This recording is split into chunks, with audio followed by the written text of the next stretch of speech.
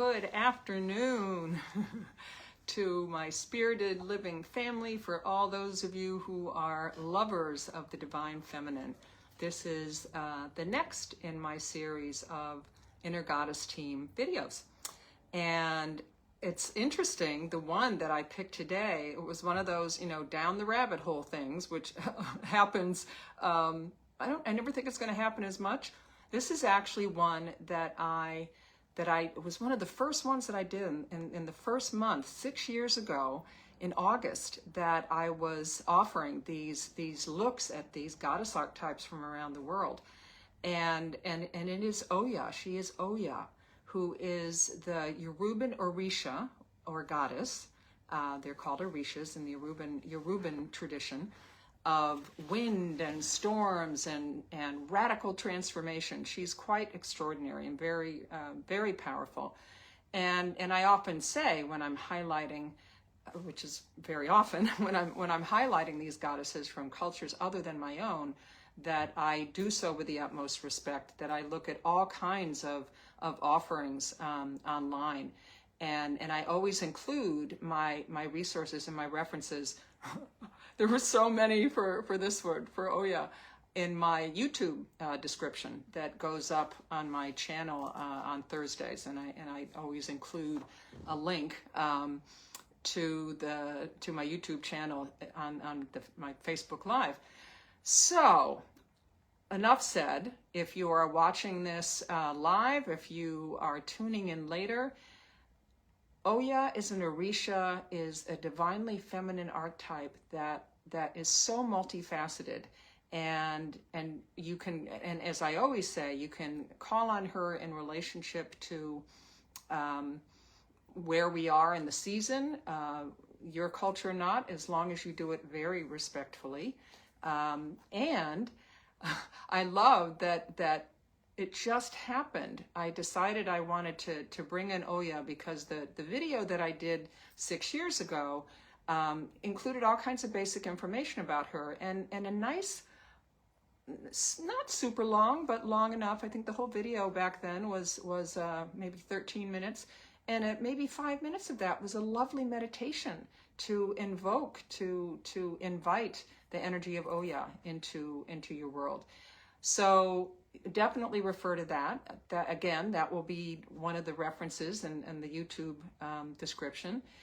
And regardless of when you're watching this, she is one to call on when you are in the midst of radical transformation. If there's some sort of major life transition that you're moving through, or that you want to shake things up and get unstuck and make a difference, make a huge change. As let me find, I love this quote. Louisa Tish, who wrote, where are you, Louisa Tish? In her book Jambalaya, I actually have it here too. An extraordinary, wonderful book about all the folk wisdom, mythology of Afro-American beliefs. And one of the things that she says about Oya, which I love, she is the queen of the winds of change. She's feared by many people because she brings about sudden structural change in people and things. Oya does not just rearrange the furniture in the house. She knocks the building to the ground and blows away the floor tiles. So that gives you a sense of the power that she carries. Now, some of her mythology, which I always give a little background with that, she's the first wife, or her first husband, I guess one way to put it, was the god of iron and hunters, Ogun. And she sometimes when she was married to him, she manifested as the red buffalo woman. Her colors can be red, purple. I've got some purple on today in her honor. And she, with him, she trained to be an extraordinary warrior. So she is, she's strong, she's independent, and at some point, Shango, the god of thunder, caught sight of her, and she went willfully to him, and they were together. I believe there was another, and this is where my experts in this, in the Orisha pantheon, can help me out. I can't include everything about her. An aside here, one of the things that I did read said, oh, I couldn't find much about her. And I thought, oh, there is so much out there about Oya, and I really encourage you to look for yourselves. At any rate, when she became Shango's wife, one of the things that happened, one of the stories goes, is that she took a drop of a secret potion that he had that gave him fire from his mouth. And when she took a drop from it, she acquired some of those powers. So together, they are storm builders and storm creators. And I love the fact, I started to say this a minute ago, that today, I'm in New York City, and I think this is happening in many places along the East Coast, major thunderstorms. I even got a notice on my phone. Flooding, which might be more Oshun, who is another power. There are probably three most powerful Orishas in the Yoruban tradition. She was the Orisha of fresh waters and rivers. Yamaya was oceans, and Oshun is wind, and so she governs tornadoes. But she, in some variations of her story, she takes on, in all of them, she takes on some of Shango's powers. And in some of them, she is the thunder, and then that's the warning. She kind of leads the way.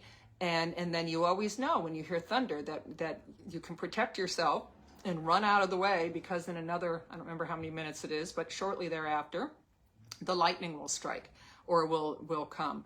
So one of my other sources that I loved, and I just love the name of this, is a website called Oriara,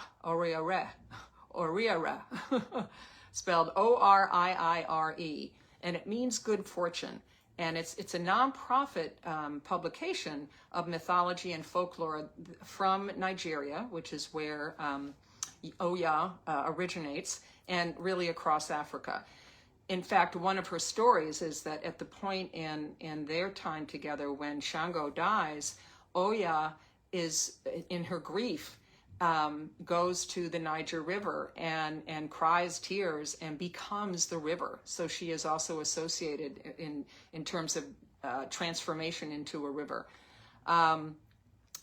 Let's see, she was originally, one of the other stories in the Yoruban tradition, she was originally a mortal woman named Oya, and she became a goddess, she became an Orisha after she died because of her great earthly powers.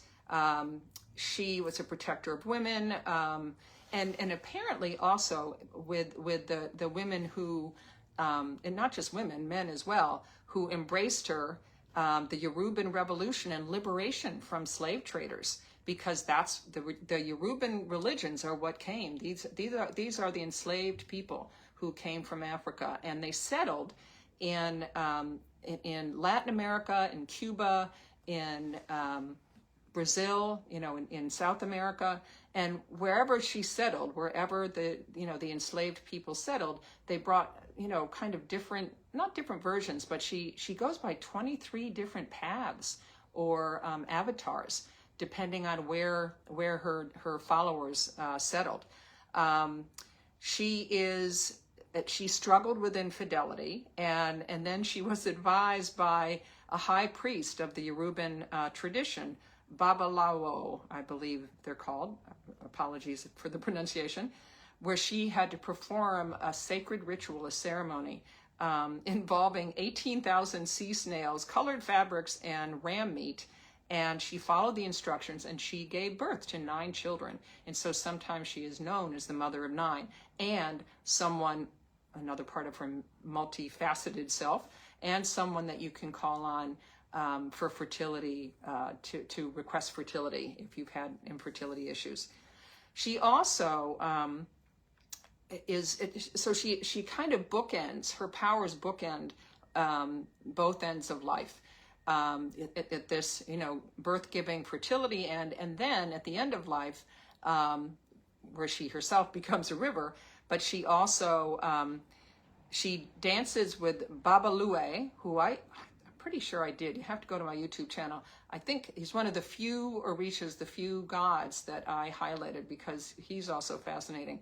And she danced for him, and he was so moved by her compassion and her bravery that he granted her dominion over the Yoruban underworld.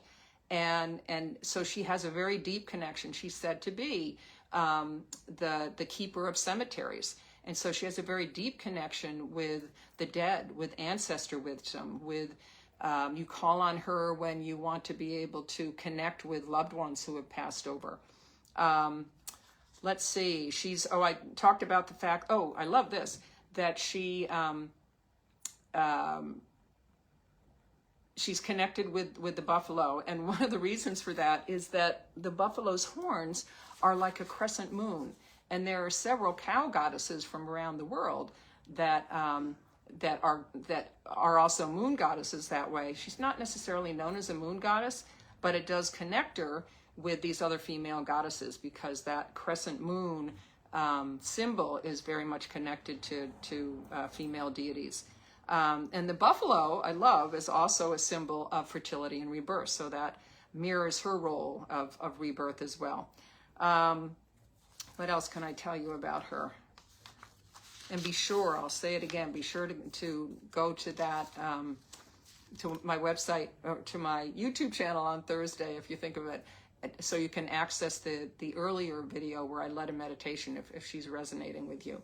One of the other resources was actually from a young society in Utah. And there I learned, and I really have to check out more about her, about an anthropologist and a very prolific writer, a white woman, Judith Gleason, who made it her life's work to research and dedicate about the Orishas and the Yoruban traditions, and even more broad than that, in West Africa, and kind of mapped how these traditions came from Africa to the different places in Latin America and the Caribbean. So let's see if I can find.